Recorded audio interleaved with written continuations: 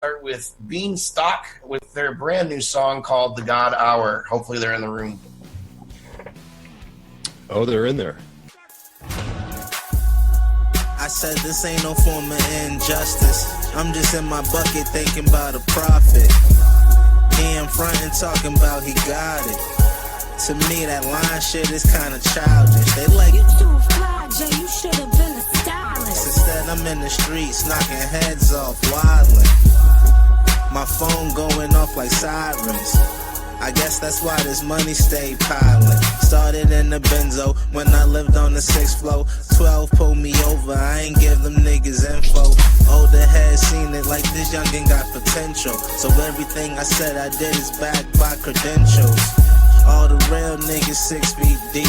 I'm kinda looking forward to the day I D.I.E. To go to heaven and smoke a blizz with B.I.G. Then go grab a pack of woods and won't need ID. Amen, nigga. Allahu Akbar. Amen, nigga. Hail Mary. The God think I'm bigger valley in the Polo Skelly. Hopping out a foreign car to the local deli. Confetti, you know what it was, but you still wasn't ready.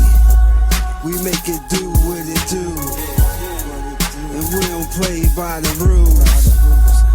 We make it do what it do, and we don't play by the rules.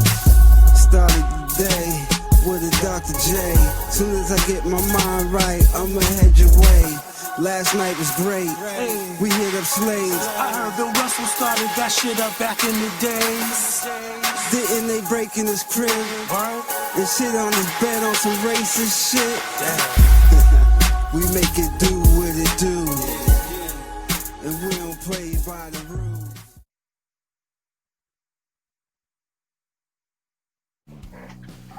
Indie Music Live, episode 71, our brand new format. Not sponsored by Dunkin' Donuts, but maybe if I show this enough throughout the show, they might know. Joe, we could have got money for that. What are you doing? That was Beanstock with the God Hour. We got Fletch here. He's the rapper of the night, apparently. He's the top guy from Chicago. He's going to let us all know about this song. But first, I want to welcome some people. Thanks for hanging out with us on YouTube. We're not on Periscope tonight, but that's all right. You can catch the replay on there. We got Stephen Hebert, Chris Castellan, the what is it, Bugle or Flugel or something? You just won a big award in. Flugelhorn player, local Rochester trumpet star. Christine Wade. I now teach all three of her kids piano. Howard Nelson, Bob Dunmeyer, Lincoln Plowman, Joey Townsend, Daniel C. Milley, all kinds of people in the house. Got Beanstock as well, John and Kelly. So yeah, Dave and Fletch. Yeah, hopefully as I'm talking, hopefully Rob, I think we're going to there we go. Like, Rob, do the three-way, and it's like 2 seconds later. That sounds bad. I don't like that one. Yeah, Rob, can we do the three-way for Christ's sake? No. So we were talking a little before the show about this song. So I liked Beanstock's last tune that we played. We couldn't remember the name of it. I couldn't. But I like his vibe, and it kind of goes into the discussion that we were having before the show about just quality of just equipment, and that includes like mixing boards, microphones, because as I'm listening, I notice just like it just sounds like a cheap microphone, yet he knows what he's doing, and it's kind of like a story with most indie artists. And once they get into a higher end studio or can have access to better equipment, almost overnight they sound 10 times better. And I think listeners forget that point because I know, but listeners, that's just the way it is. They judge based on what they hear, and they misinterpret like the level of the artist based on like a really shitty microphone. Mm-hmm. It's like, oh yeah, his voice is not that great, but with a Neumann microphone, it's like, oh, he sounded good. Well, and that's just the reality. Yeah, it's not always about the gear either. It's about the guy running the gear, running the it's part of it too. Yeah. Fletch, welcome. Yeah. Hey, thanks guys for having me here. It's been a long time coming. I've been invited several times, backed out along the way.